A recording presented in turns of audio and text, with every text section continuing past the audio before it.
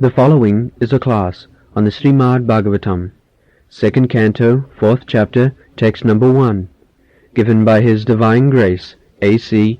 Bhaktivedanta Swami Prabhupada, recorded on June 24th, 1972, in Los Angeles.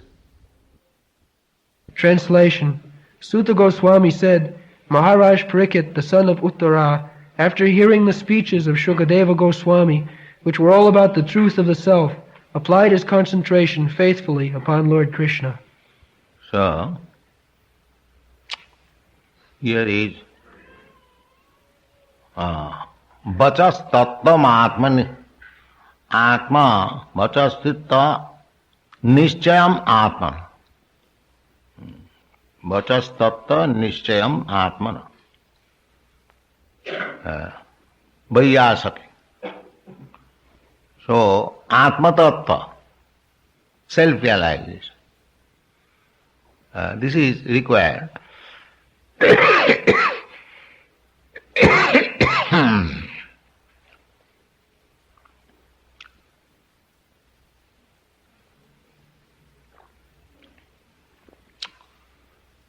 So,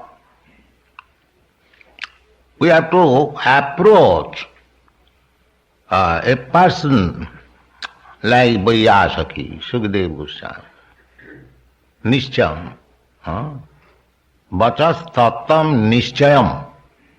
If you want to know positively, Nishchayam, without any mistake, then we have to approach a person like Sukadeva Goswami or the Parampara system who is coming in disciplic succession of Parampara system. The Parampara system means, just like we claim, Parampara system from Krishna. So, whatever Krishna says, or he said 5,000 years ago, we are repeating the same thing. That is called Parampara system. Not that the world has changed, scientific advancement is very great, now we can interpret in this way and that way. This is all nonsense. All nonsense. You cannot change a single alphabet. They are all unmistakable. They cannot be changed. So, that is Nishchaya Atmana. If you want to know positively what is God, then we should take lesson from a self-realized soul who has understood, who has seen Jnanina Tattva Darshina. Just like here it is Tattva Nishchayam Atmana. So Tattva, the truth. So one must have seen the truth, realized the truth. Tad vijnanatham sa gurumeva avigachet. That is Guru. Means one who has seen the truth. How he has seen the truth? Through the Parampara system. Krishna said this, and then Brahma said the same thing, then Narada said the same thing, Vyasadeva said the same thing, and then disciplic succession, Madhyacharya, Madhavendra Puri, Ishwar Puri, Lord Chaitanya, Saragoswami, Krishnadas Kaviraj Goswami, Srinivas Acharya, Narottam Das Thakur, Vishwanath Chakravarti Thakur. In this way, Jagannath Das Babaji, Gaur Krishna Das Babaji, Bhakti Siddhanta Saraswati, then we are speaking the same thing. Not that because we are modernized, modern science has changed, nothing has changed. This is all foolishness. That change is a scheduled change, just like day after night, and again night after day, again day after night. This is not change. This is a system. So because our poor fund of knowledge, just like there are many insects, their birth, death, marriage and everything is finished within night. They never see the day. So, if they see day, so by chance, they will say, oh, it has changed. Because their experience is, they have never seen day. Their experience with night. So all of a sudden, if he sees that there is daylight, what is this? Ah, the whole world has changed. No. You have not seen the so-called scientific discovery. They are seeing something, but the next stage, they have no power to see, and they think, when they see the next item, oh, the world has changed. There is no question of changing. It is on the process. Just like another example can be given, the film. If you see the film as it is, each picture will see different picture. But actually it is not different, it is the same, it is the process. How the hands and legs will move, the picture is made in such a way that when it is put into the machine, you will find the hands and legs are moving.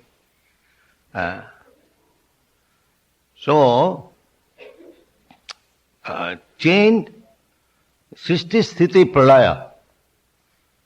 Sisti Sthiti Pralaya. There are three kinds of changes. First of all, change is the Sisti. Sisti means creation. Creation. This material world, there is no material world. There was spiritual world. Just like when all of a sudden cloud appears in the sky. The sky was there. The cloud has appeared. Similarly, this material creation is like that. It is just like a cloud in the vast spiritual ocean, sky. The sky is spiritual. This sky in which we are now existing, that is not spiritual. Just like the sky covered by the cloud is the same sky, but it is covered. Similarly, we are living within the covered sky. And if you penetrate the cover, then you go to the spiritual sky. While going to the spiritual sky, you have to give up your body. The body is a combination of 5 elements. So there is talk in the this universe is covered by 7 layers: earth, water, fire, air, like that. When we shall be going to the spiritual sky, we have to pass through these 7 layers. Each layer is 10 times bigger than the first. Suppose we pass the air layer, the next layer, the fire, is 10 times bigger. Then water 10 times. In this way, we have to pass through. We are so much tightly packed up. It is not so easy. Like take a Sputnik and go anywhere. No. That requires sadhan bhajan, practice, how to give up this engagement of 7 layers and then completely pure spirit, soul, you enter into the spiritual sky.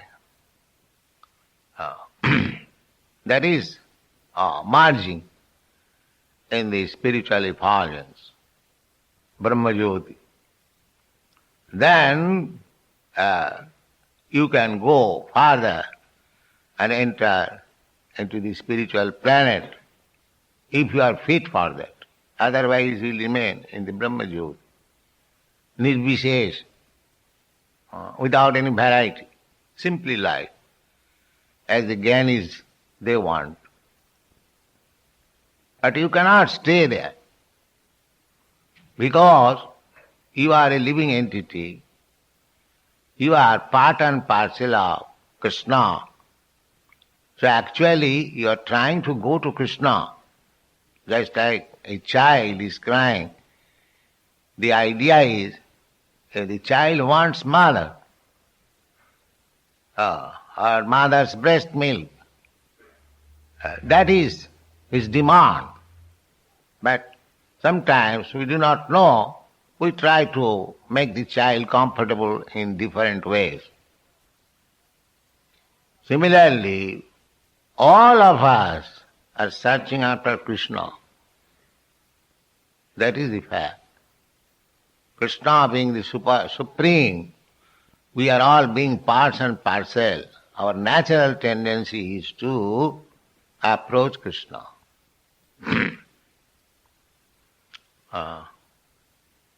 Manushya partha sarvas. Mamovartanuvartante manushya partha sarvasa. In the Bhagavad Gita I will find it. Mamovartanu, they are all trying to come to me. But they are being hampered by different types of maya. So, the spiritual advancement means ultimately to approach Krishna. This is very nicely explained by Chaitanya Mahaprabhu.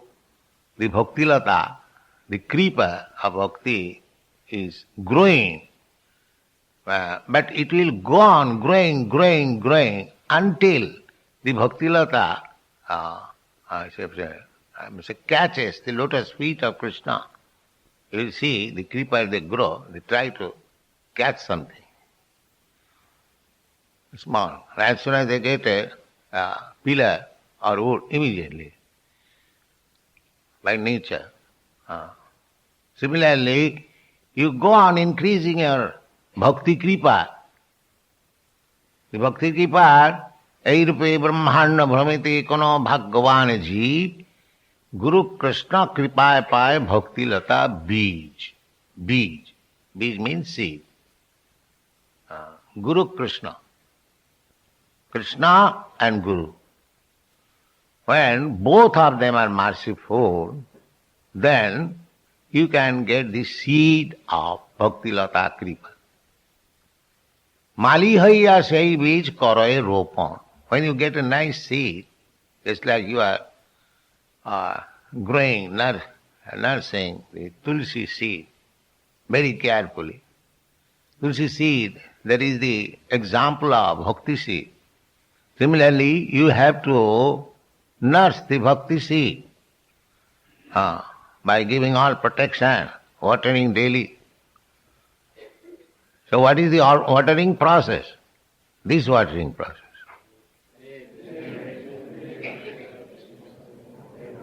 Savan kirtan jale karaye sechan. Mali hai sei bij karaye ropan. Savan kirtan jale karaye sechan. You have to become a gardener, and where is it? Praveen Chandra? He is not here.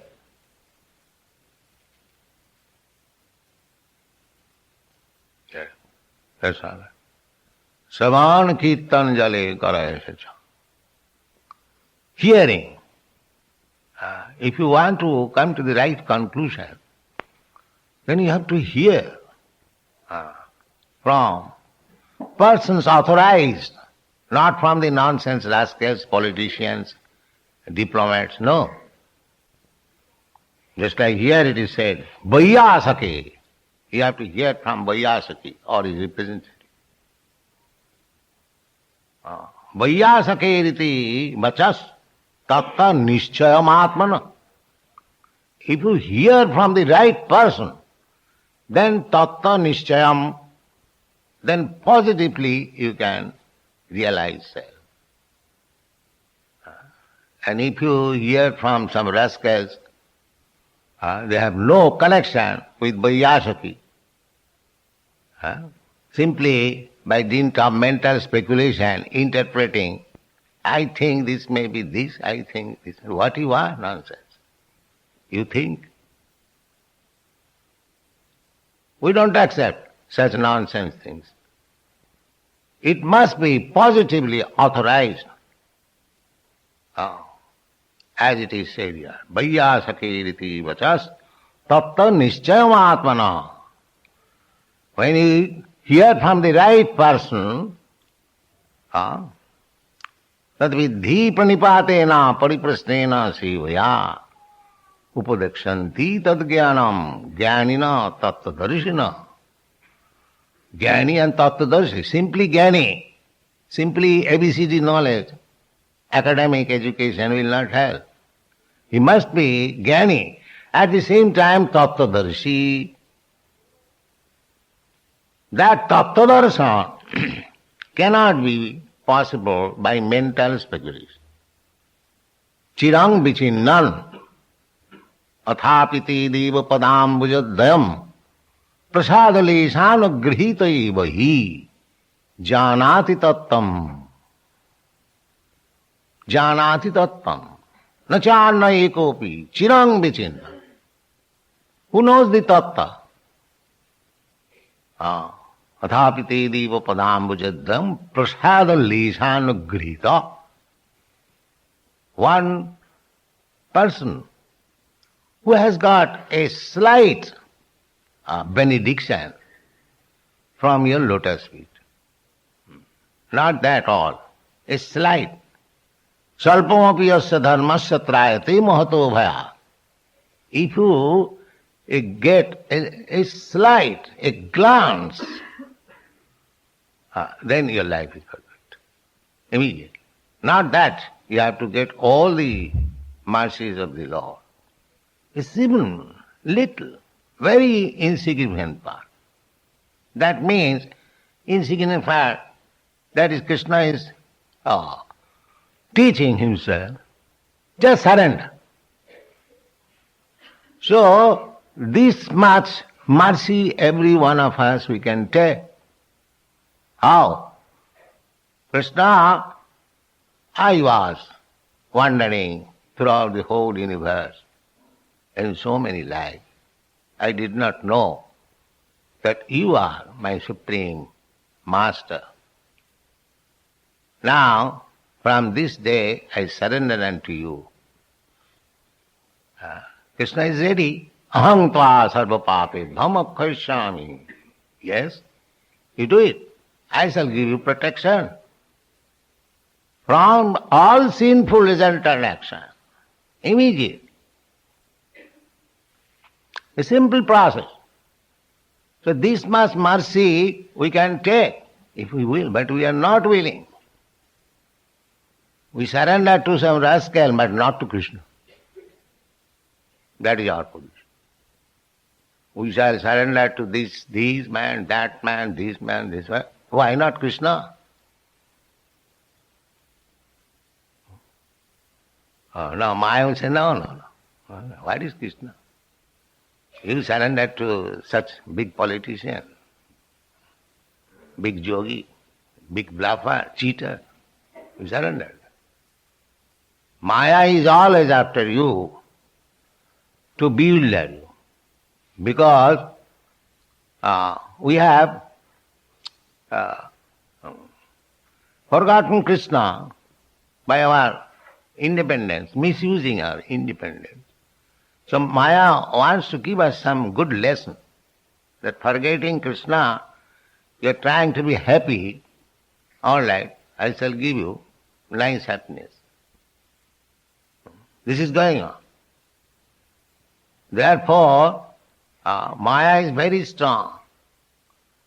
That is stated in the Bhagavad Gita. Daivijji sagunamai mama maya turattaya. He cannot get out of the clutches of Maya so easily. Then, how it is possible? Mame vajaprapadanti, Maya me tankara. The same thing. If anyone fully surrenders unto me, then he can get out of the clutches of Maya. So here Parikshit Maharaj is fully surrendered to his spiritual master. Vaiyasaki riti vachas, whatever he said, Vaiyasaki, Sukadeva Goswami, he placed the whole thing before him, how to concentrate one's mind on Krishna. So, upadharjamating Krishna. Then immediately, this is the result. If you approach a bona fide representative, then taking lessons from him, the result will be upadharjamating Krishna. Your surrender will be on Krishna. Read the purport. The word supreme is very significant. This means existing and chaste, and both imports are perfectly applicable in the case of Maharaj Parikshit. The whole Vedic adventure is to draw one's attention entirely unto the lotus feet of Lord Krishna without any diversion, as it is instructed in the Bhagavad Gita, Bhagavad Gita 15:15. Fortunately, Maharaj Parikshit had already been attracted to the Lord from the very beginning of his body in the womb of his mother.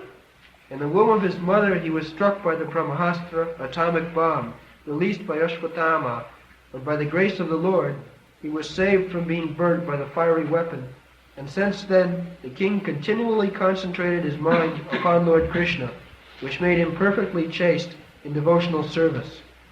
So by natural sequence he was a chaste devotee of the Lord, and when he further heard... Here, one important matter is there, that Parikshit Maharaj, while he was in the womb of his mother,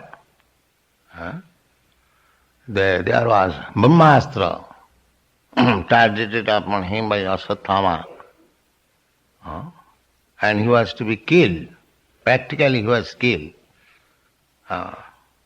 His mother felt miscarriage and immediately approached Krishna that I am feeling like this. The only son of this Pandava dynasty is going to be lost. So Krishna immediately entered the womb of Uttara and saved the baby. Now, the Parikshit Maharaj is recognized devotee. Otherwise, Krishna would not have taken so much trouble. He wanted the Parikshit Maharaj. Now, when he was cursed by a Brahmin to die within 7 days, why Krishna did not save him, or why he did not seek Krishna's protection? This question may be raised. He was a young man. He was not old man. He could leave. That question was made also. The Parikshit Maharaj, such a nice king, his life was dedicated for the welfare of his subjects. So actually, his body was meant for the benefit of others. Why did he leave it? Did he quit it? This question was there. Because anyone who has dedicated his body for the service of all humanity, that means he has dedicated the body for Krishna, because Krishna is Suhida Sarvabhutana. Suhidam Sarvabhutana. Krishna is the sincere friend of everyone. So, one who is trying to or spread Krishna consciousness, that means he is also trying to make others to feel that Krishna is the supreme friend. So that body is Krishna's body. Now, why Parikshit Maharaj decided that he could counteract the Brahmin body? It was not difficult for him, but he did not act it counter, and he agreed to die. And Krishna also from within dictated, Parikshit, now agree to die. Why? If Parikshit Maharaj was not in that position that he was to die within 7 days, this Bhagavat would not have come. This is the purpose. That was the purpose. Otherwise he could counteract. He could save himself personally or with the help of Krishna. He didn't care for any curse. But if he would not have taken this position, this Bhagavat would not have come. It was for Parikshit Maharaj. So we have to study in this way. Thank you.